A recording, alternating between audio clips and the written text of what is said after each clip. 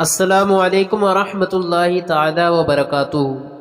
ہمارے ملک سے بہت دور پچھم اور اتر کے کونے پر ایک ملک عراق ہے جس کی راجدھانی شہر بغداد شریف ہے۔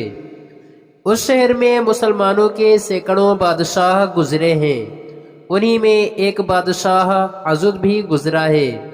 اس بادشاہ کے زمانے میں چند ڈاکوؤں نے مل کر ایک پہاڑ کی کھوہ میں اپنا اڈا بنا لیا تھا۔ جب تجارتی قافلے ادھر سے گزرنا چاہتے تو یہ لوگ پہاڑی سے نکل پڑتے اور سوداگروں کا مال اور اسباب بے دردی کے ساتھ لوٹ لیا کرتے تھے۔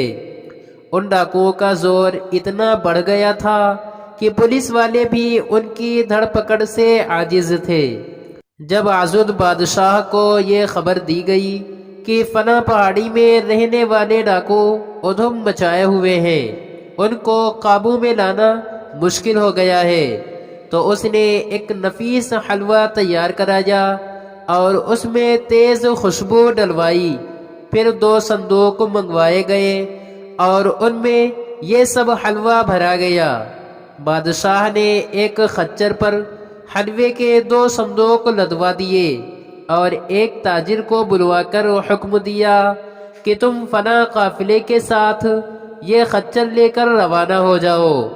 تاجر وہ خچر لے کر قافلے کے ساتھ چل پڑا۔ جب قافلے کے لوگ اس مقام کے پاس پہنچے جہاں ڈاکوؤں کا اڈا تھا تو قافلے والوں کو دیکھ کر سب ڈاکو نکل پڑے اور اس پر حملہ کر کے تمام مال اور سامان لوٹ لیا اور اس خچر کو بھی پکڑ لیا جس پر حلوے کے صندوق لدے تھے۔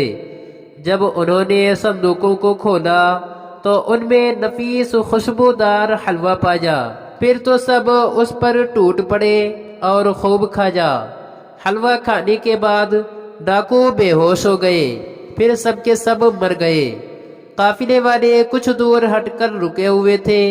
جب ڈاکوؤں کو مردہ دیکھا تو واپس دوڑے اور اپنے اپنے مال اور سامان پر قبضہ کیا اور ڈاکوؤں کے ہتھیار بھی لے لیے۔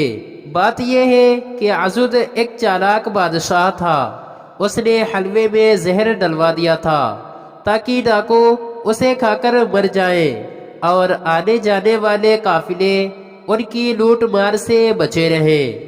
ایسی ہی اچھی ویڈیوز دیکھنے کے لیے ویڈیو کو لائک اور چینل کو بھی سبسکرائب کریں۔ شکریہ۔